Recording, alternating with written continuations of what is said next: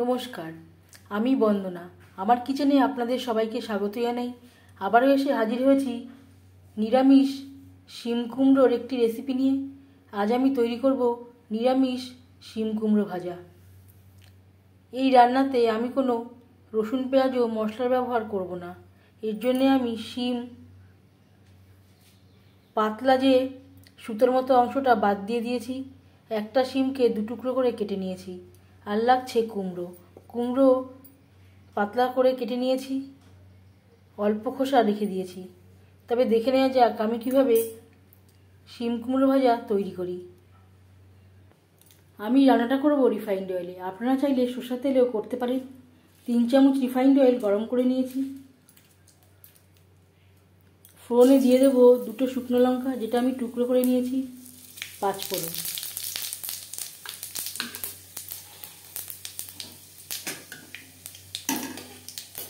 দশ 15 সেকেন্ড শুকনো লঙ্কা ও 5 ফোড়ন ভেজে নেওয়ার পর দিয়ে দেবো কুমড়ো।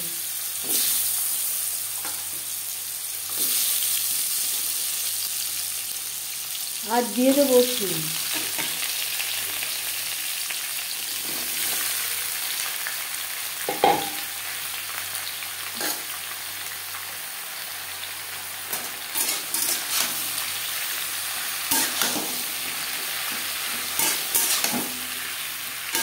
কুমড়োর সাথে শিম বেশ ভালো করে মিক্স করে দেবো।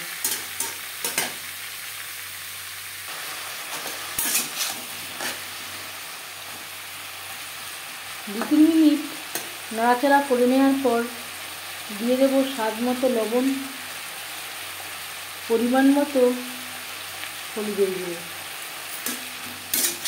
শিম কুমড়োর সাথে লবণ ও হলুদ বেশ ভালো করে মিক্স করে দেবো।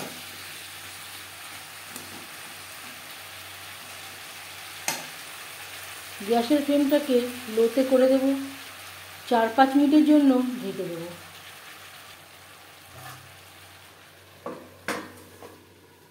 এই রান্নাতে আমি কোনো জলের ব্যবহার করছি না।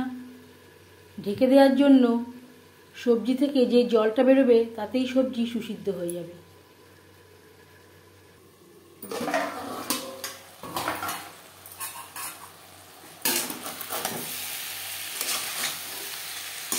পাঁচ মিনিটের বেশি সময় হয়ে গেছে। কুমড়োর সাথে শিম বেশ ভালো করে সুসিদ্ধ হয়ে গেছে। এবার যাচ্ছি ফাইনাল স্টেপে। সব শেষে দিয়ে দেব 2টো চেরা কাঁচা লঙ্কা, একটা টমেটো, যেটা আমি টুকরো করে কেটে নিয়েছিলাম। টমেটো অপশনাল, ইচ্ছে হলে দিতেও পারেন, বাদও দিতে পারেন।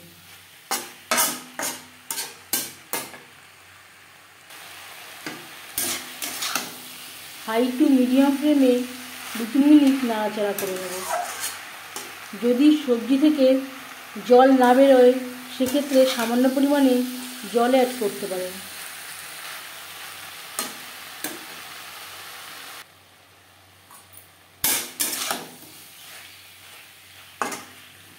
এবার যাচ্ছি ফাইনাল স্টেপে। সবশেষে গ্যাসের ফ্লেমটা অফ করে দেব। 5 মিনিট ঢেকে স্ট্যান্ডিং টাইমে রাখবো। আমি আর কোনো মশলার ব্যবহার করলাম না। আপনারা চাইলে খুবই সামান্য পরিমাণে ভাজা জিরের গুঁড়ো অ্যাড করতে পারেন।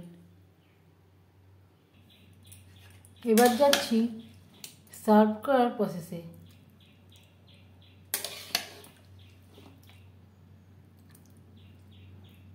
শিম কুমড়ো ভাজার রেসিপিটি কেমন লাগলো অবশ্যই জানাবেন কমেন্টের মাধ্যমে। যদি এই রেসিপিটি ভালো লেগে থাকে লাইক করবেন, শেয়ার করবেন, সাবস্ক্রাইব করবেন আমার চ্যানেলটিকে। বেল আইকনটা ক্লিক করে দেবেন। যখন আমি নতুন ভিডিও আপলোড দেব তার নোটিফিকেশান সবার আগে আপনার কাছে পৌঁছে যাবে। আপনারা সবাই ভালো থাকবেন। এই ভিডিওটি দেখার জন্য ধন্যবাদ।